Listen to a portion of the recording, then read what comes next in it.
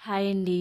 మనం మామూలుగా అయితే మిగిలిపోయిన అన్నాన్ని పడేస్తూ ఉంటాం కదా! అలా మిగిలిపోయిన అన్నం పడేయకుండా మంచిగా కరకరలాడే వడియాల్లా చేసుకోవచ్చు. చాలా ఈజీ ప్రాసెస్ అనమాట. మీరు కూడా ఒకసారి రండి ట్రై చేద్దాము. దానికోసం లెఫ్ట్ ఓవర్ రైస్‌ని కొద్దిగా ఒక 2, 3 గరిటెలు చిన్న మిక్సీ జార్‌లోకి తీసుకొని వేసుకోవాలి. ఇందులో కొద్దిగా అంటే చిటికెడు చాలా కొద్దిగా పసుపు అయితే వేసుకోవాలి. ఒక చిటికెడు పసుపు వేసుకోవాలి. వేసుకుని దానిలో లైట్‌గా వాటరు, ఎక్కువ వాటర్ వేయకూడదు. ఎక్కువ వాటర్ వేస్తే మరీ జారుగా అయిపోతుంది కాబట్టి లైట్‌గా వాటర్ వేసుకుని ఒక 2, 3 సార్లు బరకగా మనం కొద్దిగా మెత్తగా ఆడించేసి పక్కన పెట్టేసుకోవాలి. వీడియోలో చూపిస్తున్నట్టుగా ఇలా చక్కగా బరకగా కొద్దిగా మెత్తగా మనం ఆడించేసుకొని పక్కన పెట్టుకోవాలి. దీన్ని అంతటిని కూడా ఒక బౌల్లోకి తీసుకొని రుచికి తగినట్టుగా కొద్దిగా సాల్ట్, అలాగే కొద్దిగా జీలకర్ర, కొంచెం చిల్లీ ఫ్లేక్స్ వేసేసుకోవాలి. వేసేసుకొని బాగా మిక్స్ చేసుకోవాలి.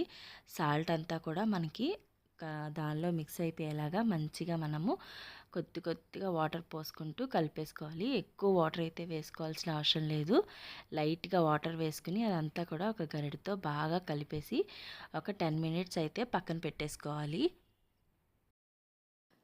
ఇలా ఒక 10 మినిట్స్ తర్వాత పక్కన పెట్టుకున్న దాన్ని తీసుకొని మనము చక్కగా ఎండలో ఒక ప్లాస్టిక్ కవర్ లాంటిది ఏమైనా ఉంటే అది వేసేసుకోవాలి.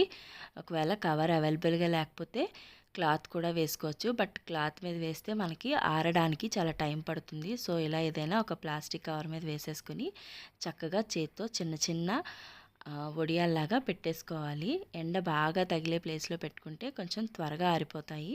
ఇవి బాగా ఆరడానికైతే ఒక 2, 3 డేస్ అయితే పడుతుంది. ఎందుకంటే అది రైస్ కాబట్టి కొంచెం టైం పడుతుంది. సో ఇలా బాగా ఎండ తగిలే ప్లేస్లో వేసేసుకుని చక్కగా ఒక 2, 3 డేస్ బాగా అయితే ఆరబెట్టేసుకోవాలి. బాగా వాటిలో ఉన్న తడి మొత్తం పోయి కరకరలాడేలాగా అవి బాగా ఎండే వరకు కూడా మనము ఎండబెట్టుకుని తర్వాత ఇలా నెమ్మదిగా ఒకటొకటి తీసేసుకోవాలి.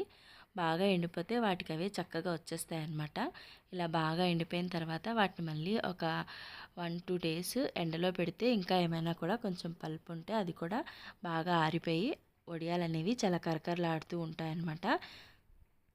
ఇలా వీడియోలో చూపిస్తున్నట్టు చక్కగా అవి బాగా అయితే ఆరిపోయిన తర్వాత ఇలా ఒక బౌల్లోకి తీసేసుకొని మనం పక్కన పెట్టేసుకోవాలి.